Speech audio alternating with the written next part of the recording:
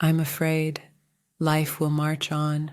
We'll forget, suppress, ignore, and avoid the unconscionable pain and unbearable strain we have supported, the horrors we have meted out on another people, a part of our collective soul, while we looked away, averting our eyes, pretending they are somehow different and deserving.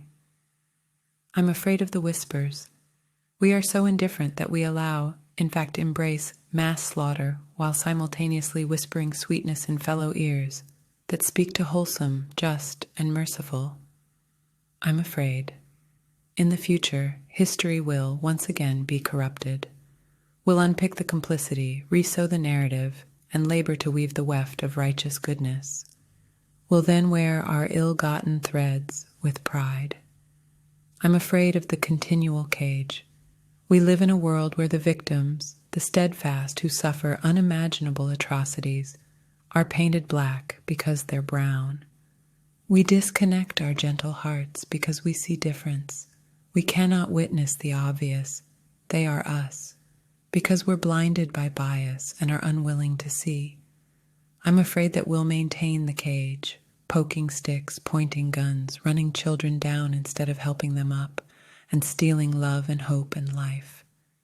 I'm afraid that the continual cage will trap us too. I'm afraid.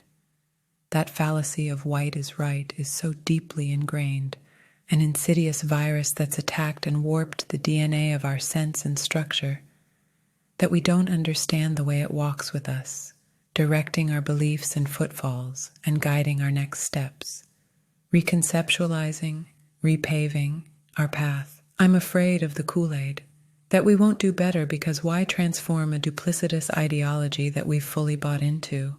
We've gorged on the Kool-Aid for too long. Now it courses through our blood vessels and corrupts internal organs and hearts. It's a wicked substance that energizes and separates, decaying from the inside out. I'm afraid.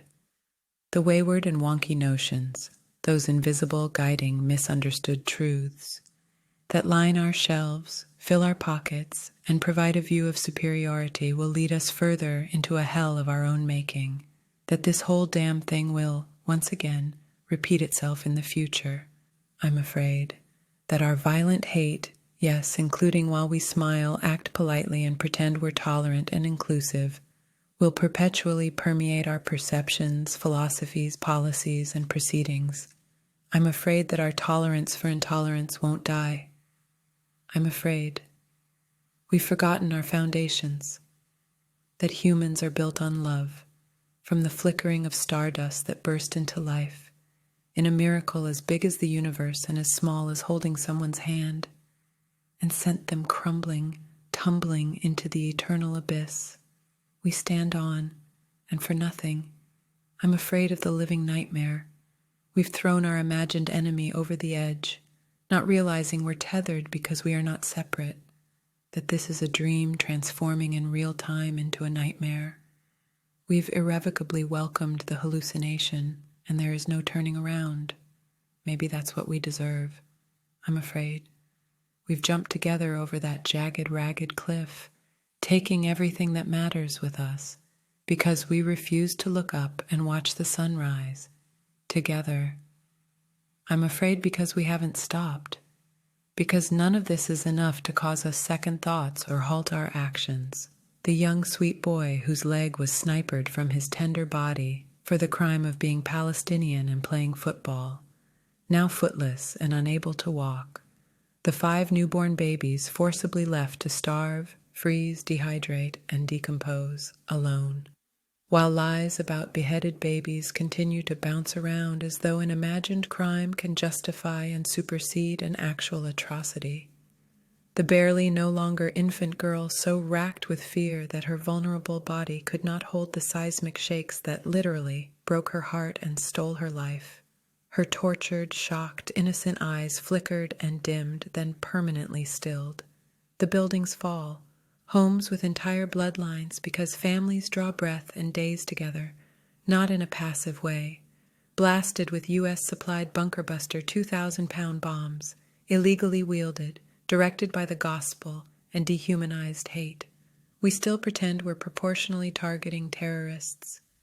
Walls rattle and collapse. Bricks fly through the air as if trying to escape the terror. Once a sturdy reminder of a life built together, now a lethal projectile that punches holes through living flesh, transforming hope and stability into death and devastation in a moment. Crowds of tormented humans run to the promise of a food van, praying for a crumb to feed their starving bellies and beloveds. Shells ring out, loved ones fall.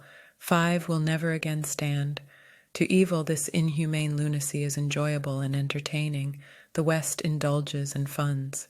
I'm afraid the horror and dread will never get better because in all its atrocious maliciousness, this may be who we are. We've held love and humility under till we filled her lungs with Kool-Aid and drowned her shouts and power. We've replaced her calls with flying bricks, bullets, and bombs. Reset the foundations on which we rest. Inhaled biases like oxygen. Remained eternally drunk on fallacy, unable and unwilling to see the truth. Is this who we really are?